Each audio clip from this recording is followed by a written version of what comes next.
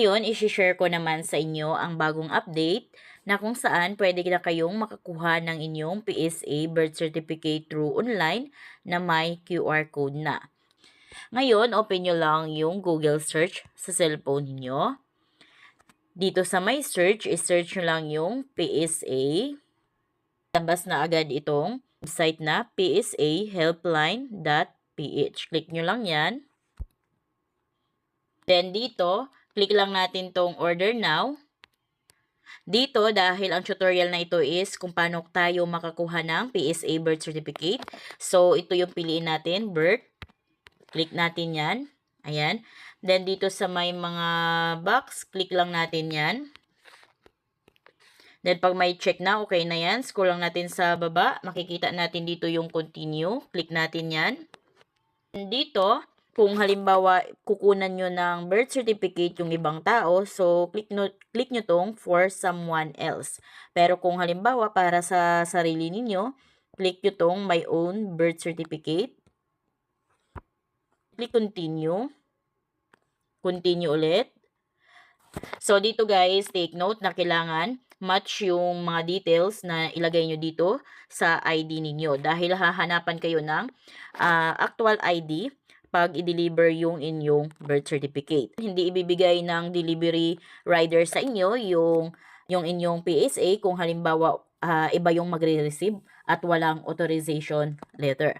Then, hindi din kayo allowed na kumuha ng PSA birth certificate kung halimbawa kayo ay below 18 years old. Ngayon, dito, fill out na tayo. Dito, kung kayo ay babae, click nyo lang itong may circle ng female. Ayan. Then, civil status, kung kayo ay single, click nyo itong circle ng single. Next is your first name, kung anong pangalan ninyo. Middle name, apelyido. Ito, your birthday, kung kailan kayo pinanganak, anong month, day, at saka year. Then, after nyan, double check nyo kung tama ba yung nailagay ninyo. Kung tama naman, click continue. Ito, bago kayo mag-continue, double check, triple check nyo yung mga information kung hindi ba mali yung spelling or tama ba yung pangalan, apelyido, middle name na nailagay ninyo. Then, continue. Ito, para sa ibang tao na walang father's name, so click nyo tong my box. Pag click nyo tong my box, so hindi na kayo hahanapan ng father's name. Bawa naman, may nakalagay na father's name sa birth certificate ninyo. So, uncheck nyo to. Then, lagay nyo dito yung pangalan ng papa ninyo, middle name niya, at saka last name niya. Then, click continue. Next naman is your mother's maiden name. So, lagay nyo lang dito yung pangalan ng mama ninyo, middle name sa pagkadalaga ng mama ninyo, at apelyido ng mama ninyo sa pagkadalaga. So, dapat ang ilagay nyo dito is pangalan ng mama ninyo sa pagkadalaga. Then, click continue. Dito naman is your birth country. So, kung kayo ay pinanganak sa Pilipinas, so wag nyo na yan baguhin. Next, dito, so kung saang province kayo pinanganak at kung saang municipality kayo pinanganak. Then, click continue. Then, dito naman kung ano yung purpose of your request. So, bakit nga ba kayo kukuha ng PSA birth certificate ninyo? So, sa akin, to claims or benefits or loans. Click natin yan. Ayan. Then, scroll nyo lang pa. Dito, may nakalagay type of request. So, ganun din. Click natin tong may circle under ng claims, benefits, or loans. Then, click continue.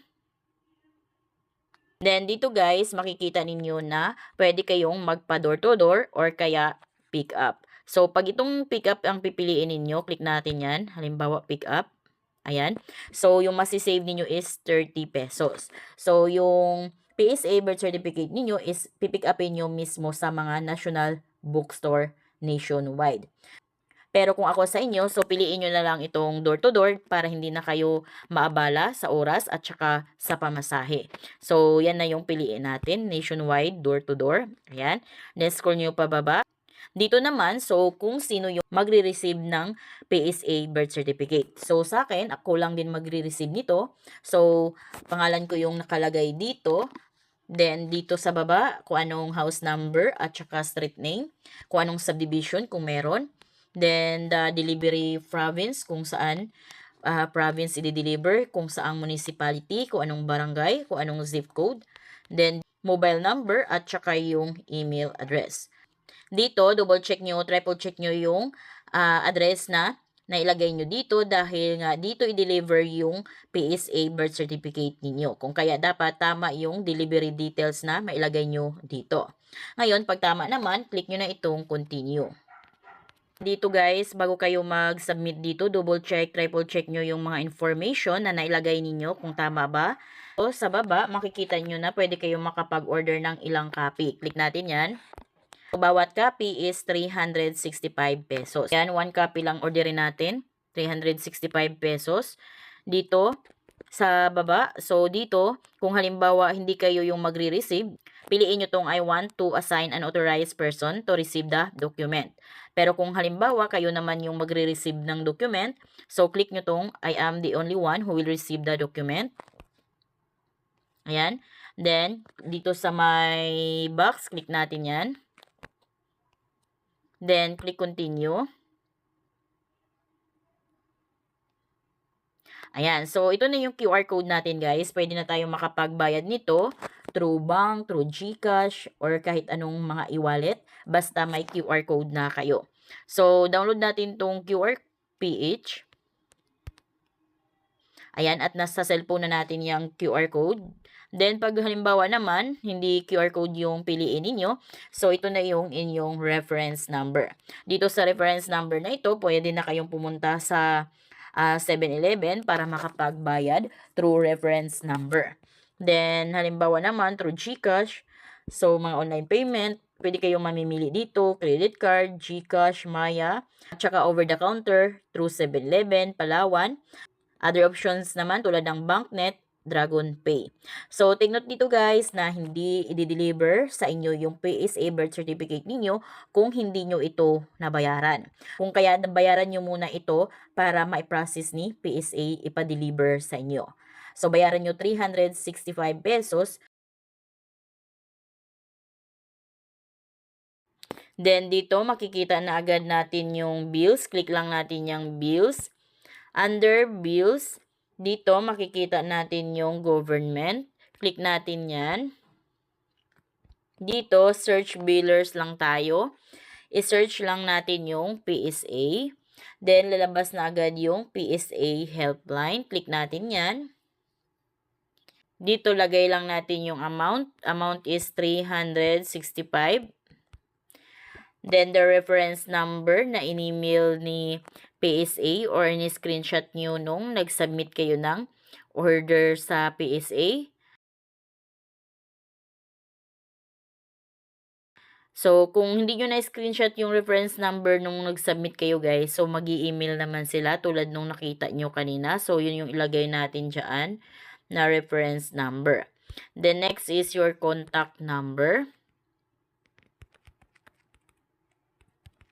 Then, your email. So, dito sa email, so optional lamang yun kung gusto nyong lagyan o hindi. So, kung lagyan ninyo, so magsisend ng payment receipt si GCash sa inyong email. Ngayon, click next. Then, click next ulit. Click confirm. So guys, pag may nakalagay na you might be repeating this transaction or kaya nag-failed, pag once na nabawasan yung balance nyo sa GCash, so automatic ito ay na-process na or nabayaran na.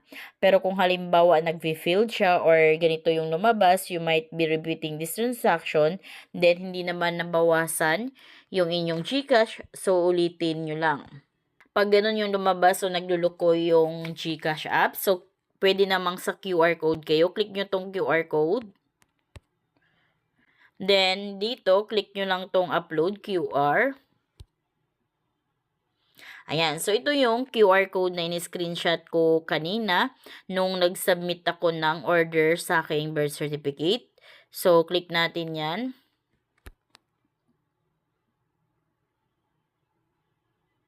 Ayan. Then, click nyo tong pay 365. Ayan guys, nakapagbayad na ako sa aking order na PSA birth certificate.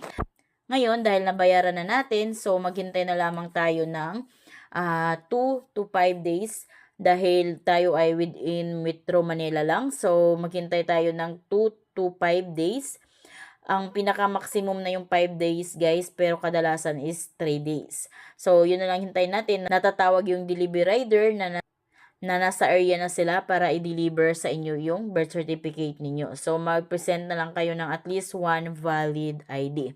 So, ganoon lang guys. So, kung kayo bago sa aking vlog, please consider to subscribe para updated kayo lagi sa mga informative na mga videos ko. Thank you for watching!